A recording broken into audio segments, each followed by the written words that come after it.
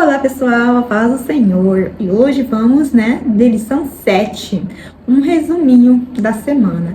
Revista O Corpo de Cristo. O título da lição é O Ministério da Igreja.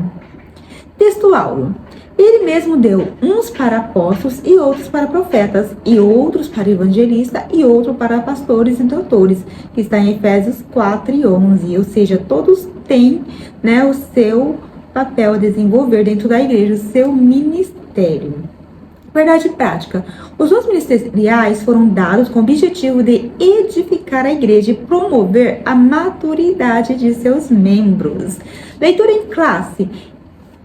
E ele mesmo deu uns para apóstolos e outros para profetas, e outros para evangelistas e outros para pastores e doutores, querendo o aperfeiçoamento dos santos para a obra do ministério para a edificação do corpo de Cristo, até que todos cheguemos à unidade da fé e ao conhecimento do Filho de Deus.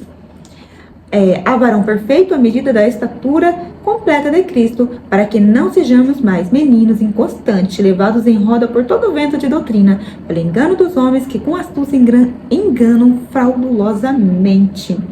Antes, seguindo a verdade, em amor, cresçamos em tudo naquele que é a cabeça de Cristo, do qual todo o corpo bem ajustado, ligado pelo auxílio de todas as juntas, segundo a justa operação de cada parte, faz o aumento do corpo para a sua edificação em amor.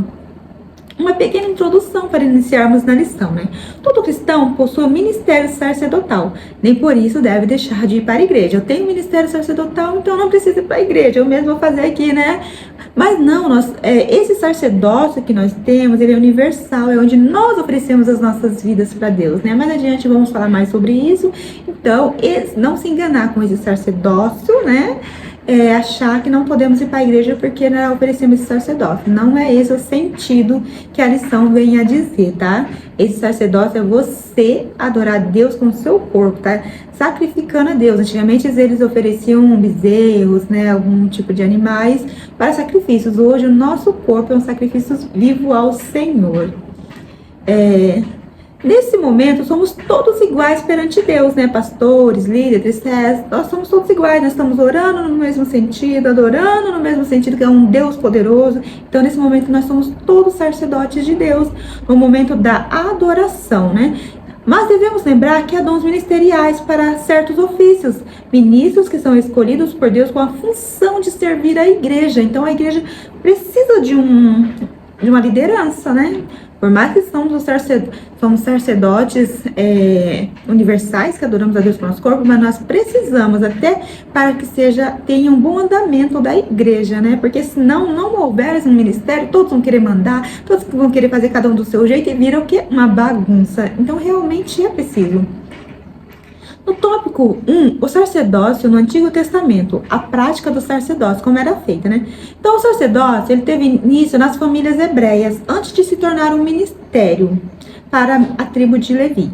Nós vemos que lá era exercido pelo cabeça da família, Desde aquele tempo de Adão, Eva, Caim, nós vemos a história lá de Caim e Abel, eram oferecendo sacrifícios, como sacerdotes ali. Então, eles estavam oferecendo sacrifícios, onde ocorreu todo aquele acontecimento. Nós também vimos, ao folhear a Bíblia, ler a Bíblia, que os patriarcas, Abraão, Isaac e Jacó, todos tinham esse costume. Tanto que nós vemos que Jacó, quando ele está indo para outra cidade, para Harã, ele oferece um sacrifício quando ele vê que Deus esteve naquele lugar. Então, por que ele fazia? Porque ele via o pai dele fazendo, o pai dele via o pai dele também fazendo, que era Abraão. Então, foi passando de geração para geração. Eles faziam, esses sacrifícios como sacerdotes do lar. Nós também vemos Jó, que ele oferecia um sacrifício por cada filho dele, para que não viesse, pecar contra Deus. Então, ele oferecia sacrifício porque ele era, o sacerdote da casa. Mais adiante, Deus vai levantar a tribo de Levi e a família de Arão, como ministério para exercer essa função.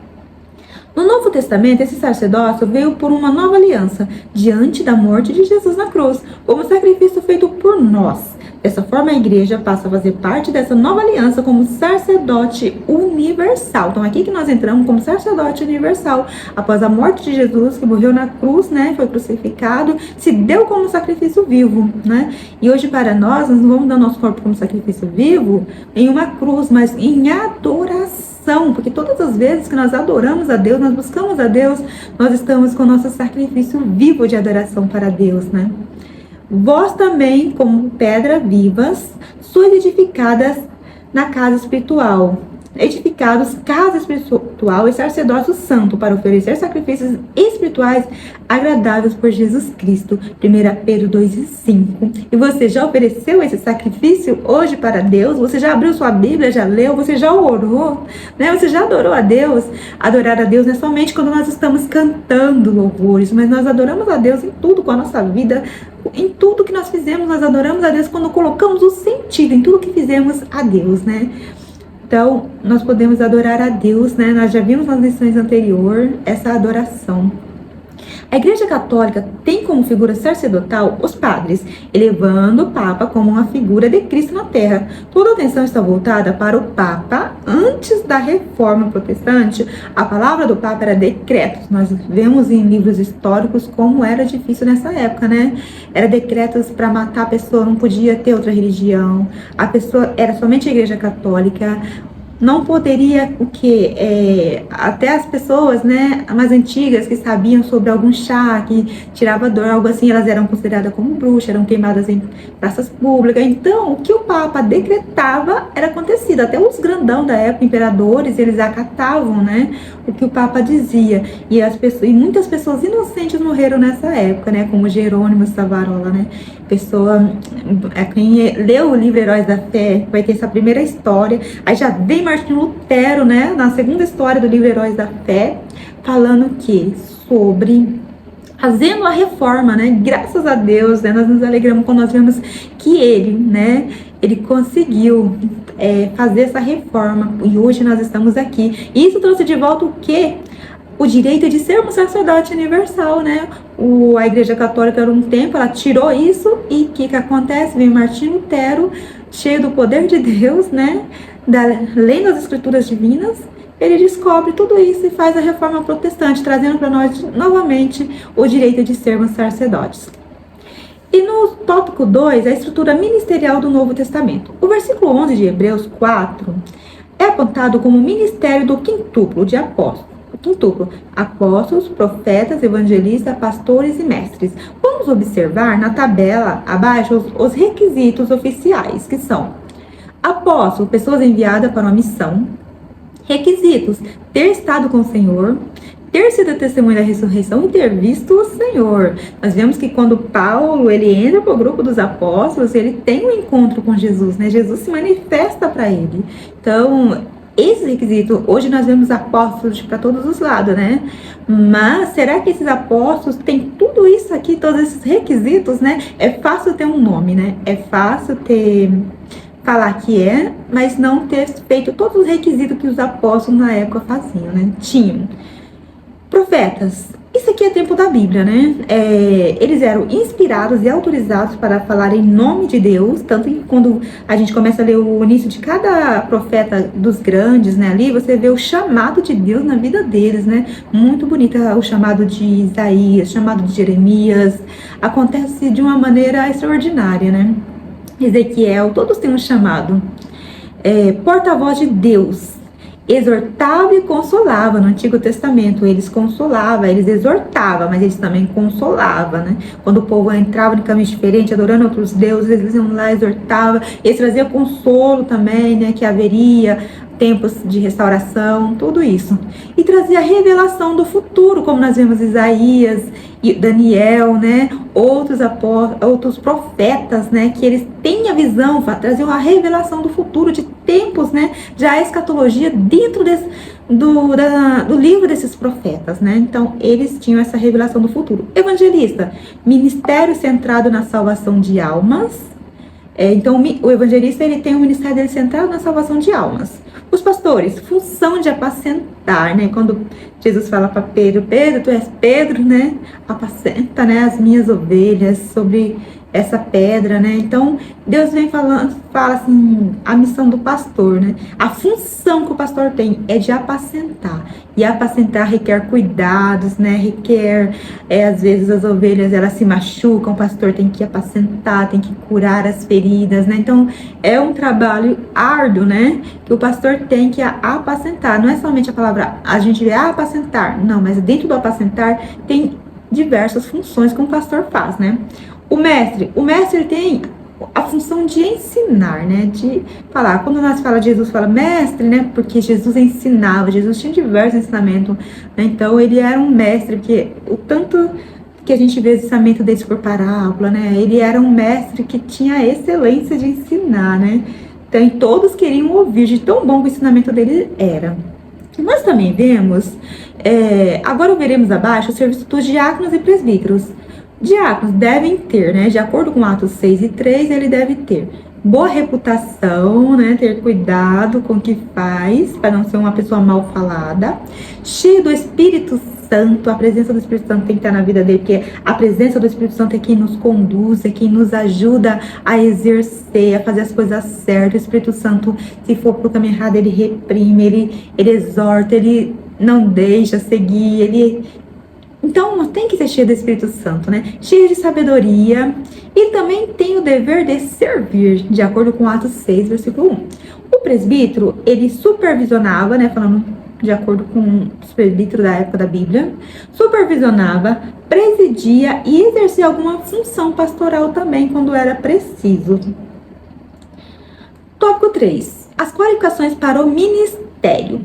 Para exercer o ministério é preciso ter qualificações morais e além da ética. Paulo deixa algumas dessas morais, como veremos abaixo. Então, para exercer o ministério não é de qualquer jeito, né? Tem que ter qualificações morais. Então, não deve ser apegado ao dinheiro, ser avarento, que está em Timóteo 3, versículo 3, ser irrepreensível, né? No caso, ser repreensível, procurar não se envolver em escândalos públicos para que não haja acusações morais, como, né, bebedice. Pode alguém que vai exercer o ministério, deseja exercer o ministério, tá em bebedeira, né, bêbado por aí, causando vexames, está no meio de brigas e outras coisas a mais, né, envolvido em escândalos, né, uma pessoa que é separado do ministério, que exerce o ministério, o homem jamais pode ter acusação de violência contra sua esposa, contra sua família. Ele tem que ser irrepreensível em tudo. No caso de ser irrepreensível, né, procurar não se envolver em escândalos públicos, nem que haja acusações morais. Além das qualificações morais, para exercer o ministério é preciso qualificações de natureza social. Para isso, quem deseja exercer tal função não deve ser uma pessoa soberba, arrogante, orgulhosa. Então tem que ter muito cuidado com a pessoa soberba, né? Ninguém que é uma pessoa soberba olha assim e fala, né? As pessoas já falam querem chegar perto, né? Arrogante, orgulhosa. Então, uma pessoa que deseja ter esse ministério, de exercer um ministério na igreja, ela tem que saber lidar com todo mundo, né? Não tem que... Tem pessoas que falam que não consegue lidar com outras pessoas, não consegue estar em público, né? Pessoas que falam, agora eu esqueci a palavra, antissocial, né? Então, uma pessoa que exerce o ministério, ela não deve ser antissocial, né? Ela tem que ser uma pessoa sociável, né? Tratar todos iguais, não ser orgulhoso. Então, isso nós vamos ver em Tito 1, versículo 7. Não deve ser uma pessoa iracunda, né? Uma pessoa que se ira por qualquer motivo. E quem se ira por qualquer motivo, ela vai à violência, né? Muito longe à violência, porque não aguenta desaforo, essas coisas que dizem, né? Então, não pode ser uma pessoa movida à ira. Uma pessoa colérica, né? Uma pessoa que qualquer coisa já tá irritada, irada, brigando. Não pode. Porque quem exerce o ministério vai passar por muitas situações que é preciso, né? Saber ter os pés no chão, né? Saber lidar com alguma situação. Isso também vai estar em Tito 1, versículo 7. Analisando as cartas pastorais, ficam muito bem esclarecidas as qualificações para as pessoas que exercem os ministérios. Essas qualificações são inegociáveis para o bom andamento da obra de Deus, né? Então, a pessoa que quer exercer o ministério, que tem esse desejo, já vai ler bastante as cartas paulinas, né? E saber que ela tem, né? Como ela tem que agir, como que ela não pode ser irada, ela não pode, né, agir com violência, não pode ser arrogante, não pode, como muitos falam, a pessoa é exibida, né? Não pode ser assim. ela tem que ser irrepreensível, né, não ser apegada ao dinheiro. E nós também, nessa lição, nós estudamos sobre nós somos, né, os sacerdotes, né, universal, né? Como sacerdote universal, nós adoramos a Deus com o nosso corpo, que é o nosso sacrifício vivo a Deus, não confundindo o sacerdócio com a função pastoral, com a função de quem exerce ministérios na igreja, né? Então, não confundimos isso. Nós somos sacerdotes universais, quando Jesus veio, morreu na cruz como sacrifício vivo por nós. A partir daí nós tivemos o direito de ser, né, ter esse sacerdócio, mas nós precisamos estar na igreja debaixo de lideranças. Espero ter sido bem clara e até a próxima lição.